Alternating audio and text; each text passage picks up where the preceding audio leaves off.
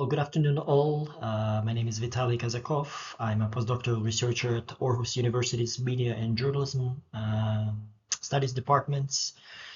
It's a pleasure to take part in this conference for the first time. I am overdue to engage with this wonderful community, and regrettably I could not attend in person, and I do hope your gathering in Norway is very fruitful and engaging, and look forward to hearing about how it all goes. But at least I'm pleased with the opportunity to take part in this online format as well and share my research.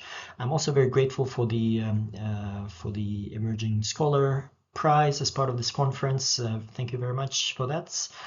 And I'm here today to present a few highlights from my recent papers on the resonant concept of sports washing that really entered the public discourse by storm, so to speak, and share some insights and critiques on it. So you can find the full versions of these articles that my presentation is built on here via the QR codes or the links if you have access to the slides. For the most part, my presentation is based on this first article called The Normative Trap of Sports Washing. And in the second one, which I basically will only have the time to allude to, I present a little bit more of a theoretical take about critical disinformation studies approach to sports washing debates. It's a bit of a mouthful, but hopefully it is a little bit of a helpful contribution to the discussion. So hopefully you find these articles fruitful, and they go into quite a bit more detail that I can summarize today in this few minutes that I have. So today I will go over the 4 areas of conceptual critiques that I synthesized and based on a literature review on sports washing last year. I will highlight a couple of research gaps, particularly with a focus on media and audience-centric approaches that have been largely missing from sports washing debates. I will highlight something that I call the normative trap of sports washing analysis. And I will also only hint a couple of theoretical and empirical ways to engage with the gaps and research problems that I've identified that I'm actively working on now. So the meteoric rise of sports washing as a concept in the late 2010s is fairly obvious. One fact that colleagues have liked to cite is that in 2021, the Language Council of Norway named sports washing as the word of the year. And when they did so, it exemplified the prominence of this concept in both media reporting and public discussions. And one can even argue that it became a bit of a kitchen households concept that people use and more or less understand what is meant by it. This concept rose to prominence ahead of the Qatar 2022 Men's World Cup, and it was not part of the conceptual toolkits, or it wasn't a word that, for example, that I was using when I was writing my PhD dissertation on the Russian use of the Sochi Olympics in late 2010s. So it really had this prominent rise to debates across media and NGO circles as well as the policy circles. And the broad idea behind it, of course, is that authoritarian regimes and other problematic actors wash their dirty reputation because of human rights abuses or other kinds of social problems with the use of something that is seen as pure, like sports. So, of course, sports stands for ideals of peace, peaceful cooperation, friendly competition with your neighbors and members of the international community. And the sports washing angle, of course, highlights how these ideals are being preyed upon and used by various kinds of nefarious actors. And the way that this concept again, became really resonant is exemplified by this quote I have on board from a debate in the UK House of Lords in just over a year and a half ago, where Lord Scriven, the British politician, highlighted how it is a concern for some that in football and F1, foreign states could be investing and using UK-based sporting teams to sports wash the human rights records at home. So again, it's a very prominent term, but it does have some critiques, and the way that I summarize them upon doing a literature review Last year, I identified 4 resonant areas of conceptual critiques focusing on this everyday understanding of the term. So specifically, the common usage of sports washing presupposes that it is a novel range of practices by autocratic regimes, so focus on autocracies. Thirdly, that it is employed effectively by nefarious states, state-led focus, as well as state-employed agents. And finally, fourthly, that it is strategically designed to deflect international attention, particularly among Western audiences, from human rights violations on other transgressions. So I will go through these areas of critique one by one briefly now. So firstly, media and policy reports habitually refer to sports washing as a new development, and even as the quote on the screen goes, in some policy analysis, it has been described as the newest weapon in the arsenal of oppressive regimes. However, academic analysis of such events and projects which adopt sports washing dispel the popular notion that its associated practices are indeed novel in everything but the label that is assigned to them. Miguel Delaney, the prominent sports writer, has argued in his book on sports washing, and it's a quote, the impulse at the core of sports washing goes to the bread and circuses of ancient Rome.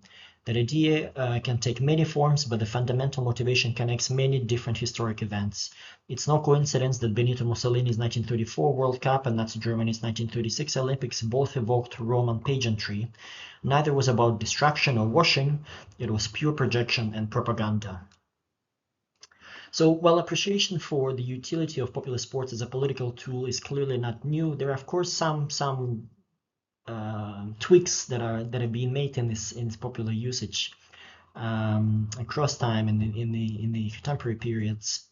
For instance, Jonathan Griggs and Paul Michael Brannigan noted a shift in sports-related ways of boosting national prestige with the hope of attaining international soft power and domestic legitimacy benefits. Investments into individual athletic excellence or national team achievements in international competitions, with its focus on winning the most number of medals, as was the case in the Cold War in order to impress audiences domestically and abroad, is now supplemented by the attempts to buy into cultural power and prestige of the Western global elite sport as well. So, of course, there's some developments in this regard. The second area of conceptual critique is its authoritarian focus. The popular usage of the concept specifically singles out non-Western authoritarian regimes, which, as we've seen in Lord Scriven's claim, they lack respect for normal democratic values who sponsor such activities. The politicians' use of the word normal aptly highlights the relativist normative orientation of the key assumption that sports washing is used exclusively to describe the authoritarian masking of political and social problems, which seeps into academic and a lot of journalistic and policy-focused interpretations of the concept as well. Maybe one of the interpretations for this common coupling between illiberalism and sports washing may be due to the fact that what some experts call them as neo-authoritarian regimes, they became experts in spin or skillful manipulation of narratives and exerting control over media technologies to maximize their political grip over societies. This is a term used by Guriev and Treisman in their recent book. Illiberal media environments have been characterized by an ability to silence or effectively counteract the voices of independent or oppositional media and outlets and journalists, to manipulate and frame relevant debates in a favorable light as well. However, communicative practices understood as sports washing are, of course, not exclusive to illiberal spin dictatorships. There are plenty of examples of this, of course. One that we could highlight here is the case of Vancouver 2010 Olympic Games. The domestic and international promotion adopted a decolonizing discourse, while in practice colonial inequalities were arguably being entrenched. During these games, 4 indigenous bands, or First Nations, as they're referred to, were made official host partners in the Olympic staging. including through a formalized agreement signaling a harmonious social order and the righting of past injustices in Canada. Critical approaches, however, refer to this arrangement as a deceptive inclusion, as among other manifestations, the number of Indigenous people employed by the organizing committee in Vancouver Games was actually negligible, and the enduring land disputes between government and the First Nations remained unsolved following the Games as well. So the reality was somewhat of being at odds with the organizers' rhetoric about egalitarian and idyllic social order in the host country. And we see this kind of examples and presentation of certain facts in favorable lights in perhaps any large-scale projects, and the case of the North American Football World Cup this summer is no different. Of course, there's many instances of some colleagues highlighting things like this there as well. So here we come to the idea about states as a main unit of analysis in sports washing related debates up to date. If it has been the case, or at least in the form of early academic articles, I think there's more and more of a consensus forming in the way that a wider network communicative approach to the exertion of political and economic influence through sport is necessary. Leading experts in the field argue that rather than a prerogative of royal dynasties or autocrats, this range of practices should be better understood as an arrangement between multiple parties. In this interpretation, a wide range of local, national, and transnational actors, from municipal councils to media and commercial corporations to hedge funds to the governing bodies of sports, are all dance partners in the sports wash tango, as Jonathan Griggs and colleagues labeled it. While ushering in a holistic understanding of the networks of players involved, most of the current analysis of the topic still homing on the strategies and impacts of sports projects and communications around them in relation to states, political and economic leaders and elites, and national and international level institutions. So in my interpretation, literature is yet to provide a comprehensive reflection on the role and contribution of small actors, in quotation marks here, of course, like fans and audiences of this event, individual journalists, local media, and activist groups. For the most part, the analytical preoccupation of the role of illiberal states in sports washing therefore misses simultaneously the consideration of a micro and macro scale dynamics around these events.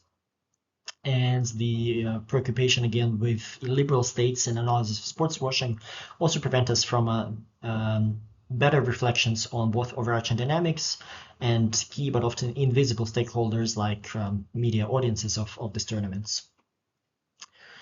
The final point is on strategy, Western-centric orientation, and effectiveness of sports washing strategies, or at least what are perceived as those.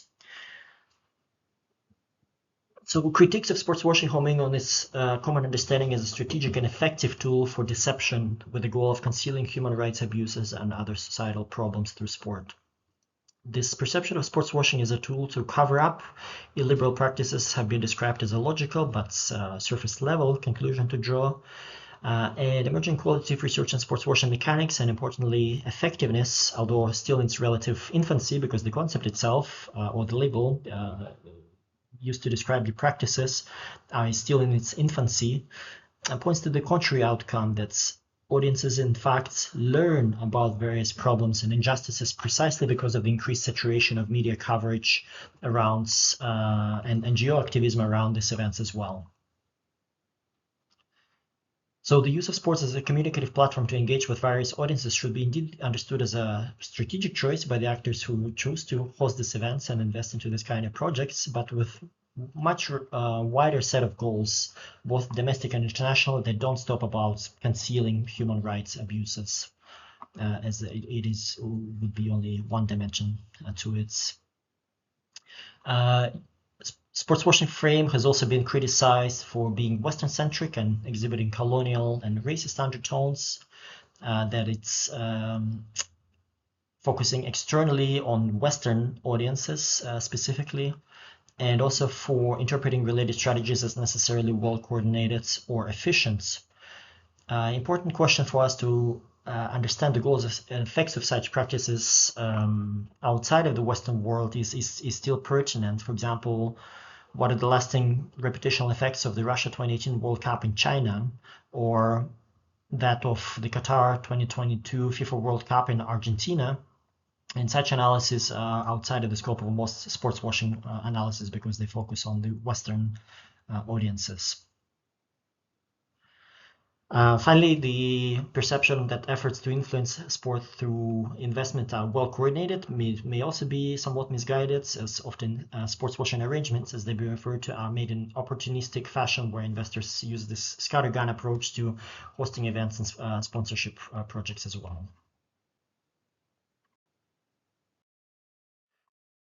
So finally, we get to this point about discussing what the debate actually misses. Building up on the critique that I've briefly summarized below, I think there's definitely a better appreciation for sports washing as not an antonym to soft power or sports diplomacy or something entirely different, but rather a range of practices and phenomena coexisting on the same continuum, which some colleagues have also described as soft power, soft disempowerment nexus.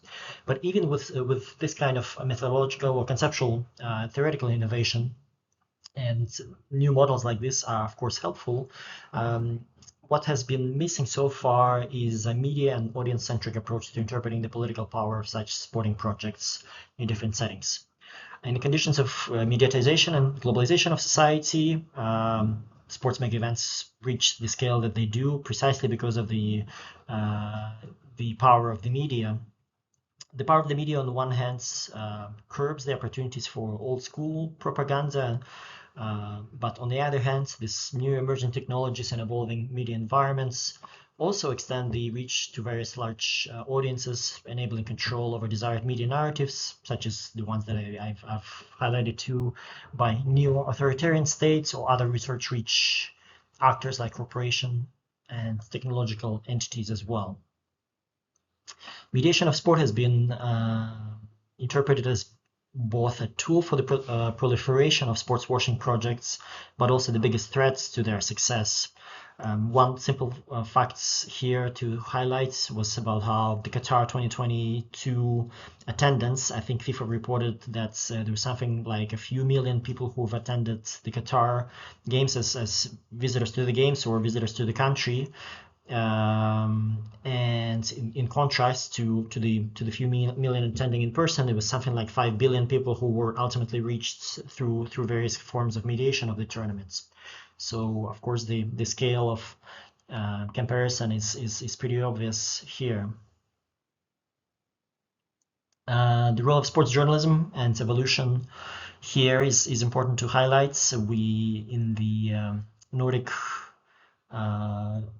in the Nordic countries as well, Northern Europe, the UK, North America as well, the activity of journalists and NGOs is what arguably pushed sports washing as a concept to the forefront of the debates, as I discussed at the start.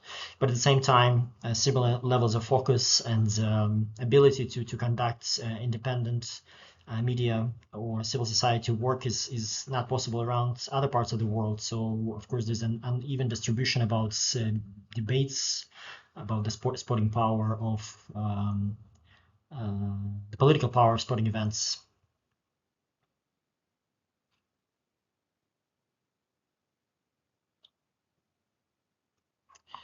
So I think ultimately what I'll highlight here is we need more analysis on the power of emotions associated with sports. Miguel Delaney, whom I quoted already, he also said that it is understandably difficult to have too many rational thoughts about human rights. I mean, the profound emotion of sporting victory, they are well washed away, as he wrote in his recent book on the topic. Likewise, a fruitful area for media-centered research in this field is informational manipulation and distortion through sport. Here, conceptual methodological toolbox, including perspectives like critical disinformation studies or strategic narrative, could help us to interpret the ways different actors, dynamics shape the information flows and which proliferate or conversely attempt to curb deceitful or problematic narratives. These gaps are also linked to the need to better understand differences in reception of media and sports in dissimilar international and geopolitical contexts, as I alluded to already. We may have specific insights into the way the Qatar World Cup's mediation affected German audiences or how journalistic reporting in the tournament changed over time in the Scandinavian media sphere. but a wider comparative appreciation of how audiences in dissimilar media environments and different social groups within these audiences receive, interact with, and contribute to the media staging of popular sporting events can help us to fully account for their political power.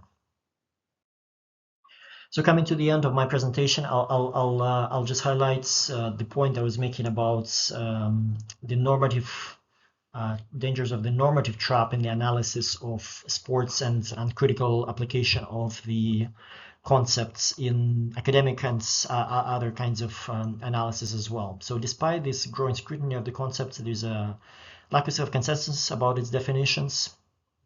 And just to give you one example of marketing and advertising scholarship that's been produced with reference to sports washing, the way that it in fact reproduces some of the problematic notions and may potentially even promote the type of things that the authors notionally want to curb. With reference to this one academic article, I have a couple of quotes from it for you here. It demonstrates how assumptions in the scholarship on the topic may linger even after considering various conceptual critiques as part of this the setup of the study. One of the points that the authors make is that they try to define it as the deliberate attempt by an entity to exploit a sports property to counteract negative information about it. And of course, value judgments and statements like negative or referring to nefarious or respectable, as the authors do go on later, they do have the opportunity to be misinterpreted and being sort of flipped around by savvy communication actors, as I alluded to before, which many of whom could be based in this nefarious actor states already in the first place, and may spin such definitions very, very easily. So we do need to keep attention to the dangers here as well. You can read my full analysis in the articles as well. So where do we go from here? I think ultimately the notoriety of the concept of sports washing has helped to bring the discussions about the political use and communication around sports to the forefront over the last decades. Critical reflections on the term emerged very quickly, challenging assumptions like its novelty, its origins within authoritarian states, effectiveness as masking social and political transgressions. However, the ontologies of the concept and practices it attempts to interpret remain mixed within public and some scholarly debates. As my discussion overall shows, some academic and policy-focused definitions clearly expose a normative orientation of the term and heated biases and positionality of actors taking its basic premises at face value. And I will leave it here with reference to continue working the work that the colleagues have been doing in the space, both in the form of theoretical innovation, and I introduced, for example, the relevance of critical disinformation studies and approach that has been adopted disinformation lifecycle model to the examples of miscommunication or problematic or straight up disinformation around the Qatar World Cup last time around, and how it kind of helps to improve the quality of the debates going forward, not just in the autocratic settings, but in other instances of sports use as well. And I think it's also important to provide empirical contributions to the debate as well, and heeding my own call for the needs for more media and audience-centric contributions. I am part of this research projects at our university taking place this summer, where a colleague and myself will be traveling to Canada and Mexico respectively and conducting some media framing analysis, which has been ongoing in the lead up to the tournament already, but also talking to these invisible actors, as I was saying, well, invisible from the point of view of academic analysis, but hugely important actors in the political game around sports, and the members of the audience. It's the consumers of these events.